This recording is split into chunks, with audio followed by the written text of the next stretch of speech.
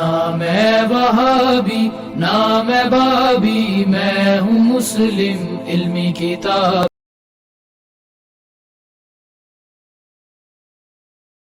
آئین میں 20ویں ترمیم کرنے جا رہے ہیں، تو میں ریکویسٹ کروں گا کہ اس امت کے اوپر رحم کھائیں۔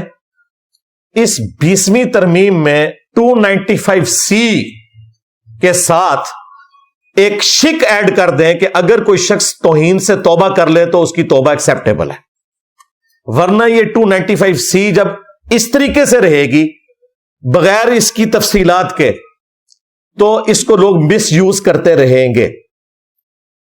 کوئی حرج نہیں ہے اور کسی سے پوچھنے کی ضرورت نہیں، چپ کر کے ڈالیں بیچ میں۔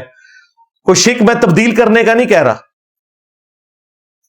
وہ اپنی جگہ رہے، لیکن ساتھ ایڈ کر دیں کہ اگر کوئی شخص توبہ کر لے گا تو اس کی توبہ ایکسیپٹیبل ہے۔ اور اس کے لیے میں نے 4 سٹیپ بتائے تھے کہ اگر کسی پہ توہین مذہب کا الزام لگے، پہلے نمبر پہ آپ شواہد اکٹھے کریں۔ ہو سکتا ہے AI سے بنی ہوئی کوئی ویڈیو نہ ہو یا گواہ جھوٹے ہوں، اور جب بالکل یقین ہو جائے کہ یہ ایسا ہی ہے، توہین مذہب ہوئی ہے، تو دوسرے سٹیپ میں ایک میڈیکل بورڈ ہو، یہ ڈیسائیڈ کرے کہ جس شخص نے توہین کیا اس کا ذہنی توازن بھی ٹھیک ہے کہ نہیں، یہ مجذوب تو نہیں ہے، کلندر تو نہیں ہے، ہاں ہوش و واس میں ہے نا۔ اچھا انہاں دے کم پاون چشتی رسول اللہ تے کہندے نے وہ حال میں تھے، ہائے ہائے تواڈے حال ہی چوندے نے، دوسرے نو بے حال کیتے ہیں تسی۔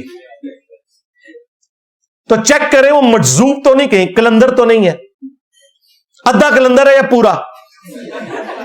اور اگر ثابت ہو جائے کہ پاگل نہیں ہے، بیسیکلی تو پاگل کو یہ انہوں نے نام رکھے ہوئے نا، پاگل نہیں ہے، پھر تیسرے سٹیپ میں علماء کے پینل کے سامنے اس بندے کو پیش کیا جائے گا، تیرا دماغ بھی ٹھیک ہے، یہ تو جو بھونک رہا ہے تجھے پتا ہے یہ کتنا بڑا جرم ہے، توبہ کر، ادروائز چوتھے سٹیپ میں تیرے اوپر جوڈیشری میں مقدمہ چلا کے سزا نافذ ہو جائے گی۔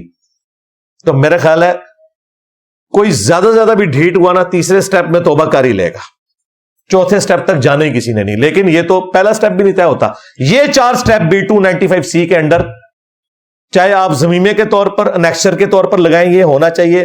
ادروائز یہ جو 20ویں ترمیم کر رہے ہیں اس کا آپ کو کوئی فائدہ ہوگا یا آپ کے گمان میں پاکستان کو کوئی فائدہ ہوگا، لیکن اگر پاکستان کو کوئی فائدہ ملنا ہے تو یہ ہے کہ 20ویں آئینی ترمیم کے اندر میں ریکویسٹ کروں گا پرائم منسٹر سے بھی اور آرمی چیف سے بھی، اپنی اسٹیبلشمنٹ سے، کہ خدا کے لیے یہ ہمارے ہاتھ دیکھیں، 295C کے ساتھ یہ توبہ والی شک ایڈ کریں۔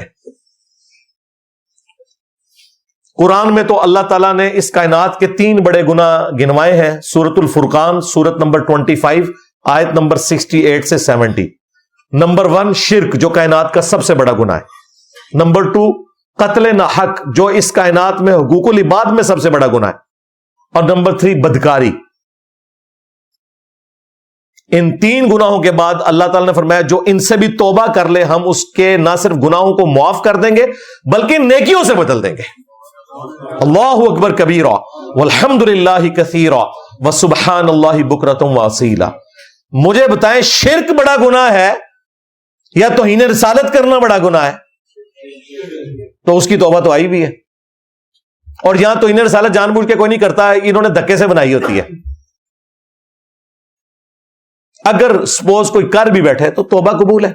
جامعہ ترمذی میں حدیث ہے موت کے غرغرے سے پہلے توبہ قبول ہے۔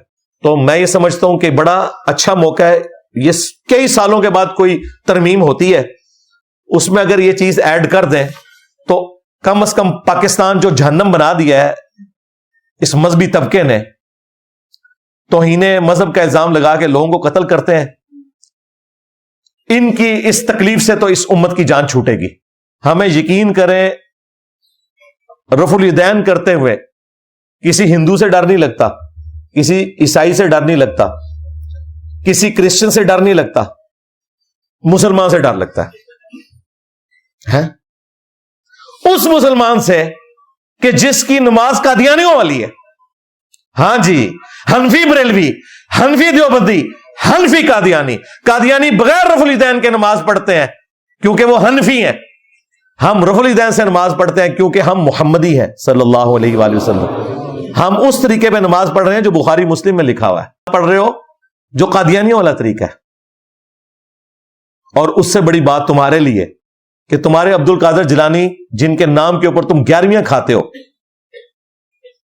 غوث پاک کا دھوبی، ہاں یہ اشرف تھانوی دیوبندی نے بھی لکھا ہے، اور اس کے جو ابا جان جو تھے روحانی طور پہ امداد اللہ مہاجر مکی جو بریلویوں کے بھی روحانی ابا ہیں، انہوں نے بھی لکھا ہے. تو غوث پاک نے نماز کا طریقہ غنیت الطالبین میں وہی لکھا ہے جو بخاری مسلم میں رفع الیدین والا. تم غوث پاک کے نام پہ 11ویاں کھاتے ہو، نماز اس طریقے پہ پڑھ رہے ہو جو قادیانیوں والا طریقہ ہے. لو سامو. تو ان مولویوں سے ہماری جان چھڑائیں خدا کے لیے جو عذاب بن کے مسلط ہوئے میں، اور اب یہ آگ دیکھیں ان کے گھروں تک پہنچ گئی ہے. اس وقت مفتی طارق مسعود صاحب حفظہ اللہ تعالی، اللہ تعالیٰ ان کے لیے آسانیاں فرمائے، جس تکلیف سے گزر رہے ہیں نا، اس تکلیف کا احساس انہیں پہلے نہیں تھا، اب ان کے گھر تک آگ پہنچی ہے. ان سے سبقت لسانی کی وجہ سے، سلپ آف ٹنگ کی وجہ سے انتہائی گستاخانہ الفاظ منہ سے نکل گئے.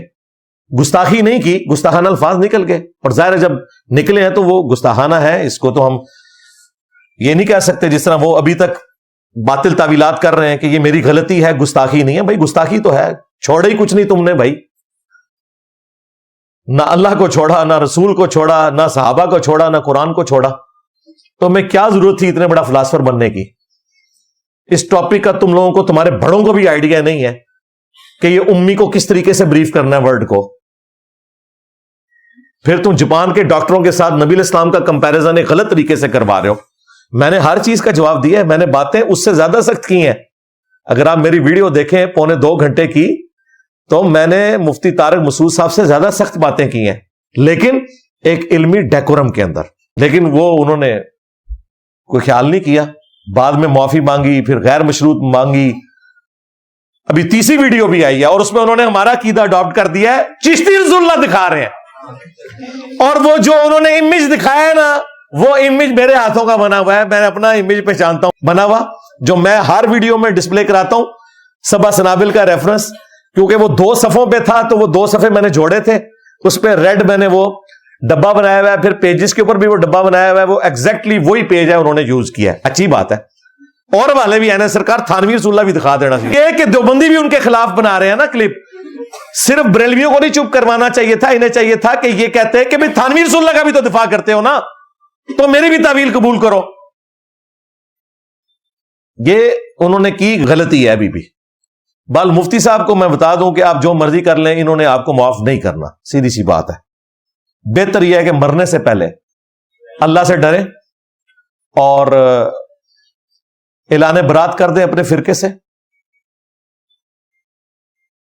یہ ایک نیکی کا کام اس حوالے سے کر دیں تاکہ اپنے اسٹوڈنٹس تک تو یہ بات پہنچا دیں نا آپ، کہ وہ حق بات کو قبول کر لیں.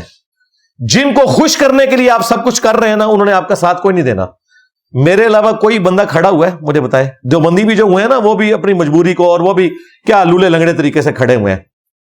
میں پوری دلیری کے ساتھ کھڑا ہوں کہ یار اس سے یہ مس ہینڈلنگ ہوئی ہے، معافی مانگ لی، اس معاملے کو ختم کرو. ان کو بھی چاہیے کہ یہ اعلان برات کریں. جن فرقوں کی وجہ سے یہ بندہ گمراہ ہوا تھا، اس کی جو پرانی آڈیو گھوم رہی ہے جس میں یہ کہہ رہا ہے کہ میں پوری گارنٹی سے کہتا ہوں کہ تم اپنے سامنے کسی کو گستاخی کرتے ہوئے دیکھو تو اسے قتل کر دو. اللہ دے بندے ہو، مامو پارٹی فتوے دیں ہو، اپنے بچے لانچ کرو نا. تقی عثمانی کا بیٹا کدھر ہے؟ اس نے تو کبھی کسی کو شہید نہیں کیا. مفتی منیر کے کبھی کسی بچے نے توہین مذہب کے اوپر کسی کو قتل نہیں کیا. خادم رضوی کے دونوں بیٹے ہیں، سعد رضوی، انس رضوی، انہوں نے تو کبھی کسی گستاخ کو قتل نہیں کیا. لوگوں کے بچوں کو ورگلاتے ہو اور ان کی لاشوں کے اوپر پھر سیاست کر کے حرام کے چندے کماتے ہو، دین کے ساتھ نمک حرامی کرتے ہو. بے شرمو. میں گارنٹی دیتا ہوں جی آپ قتل کر دیں اس کو. اب وہ کہہ رہا جی وہ میری پرانی ویڈیو تھی. سرکار اس سے کام نہیں چلے گا. یہ بتاؤ وہ پرانی ویڈیو ہمارے پرانے جو بزرگان بے دین ہے نا، ہاں، اور جو علماء کرائم ہے، مجرم علماء، ان کی تعلیمات کی روشنی میں وہ گند میں نے وہ بقول تمہارے منہ کی بواسیر تھی نا جو वो उनकी वजह से निकली थी। ये बवासीर तुम्हारे बुजुर्गों की थी, ये बकौल तुम्हारे, मैं तो ये वर्ड नहीं इस्तेमाल करता। ये बताओ, वो कहते हैं मेरी नई वीडियो देखें। नई वीडियो में भी वो फंसता है, क्योंकि नई वीडियो में उसने कहा है कि अगर कोई गुस्ताखी करेगा उसकी तौबा को हम एक्सेप्ट नहीं करेंगे, क्योंकि इस तरह तो कोई भी गुस्ताखी करके तौबा कर लेगा, उसे कानूनन सजा मिलनी चाहिए। तो सरकार फिर बरेलवी ठीक कह रहे हैं, 295C कटनी चाहिए। ना मैं वहाबी ना मैं बाबी, मैं हूँ मुस्लिम इल्मी किताब।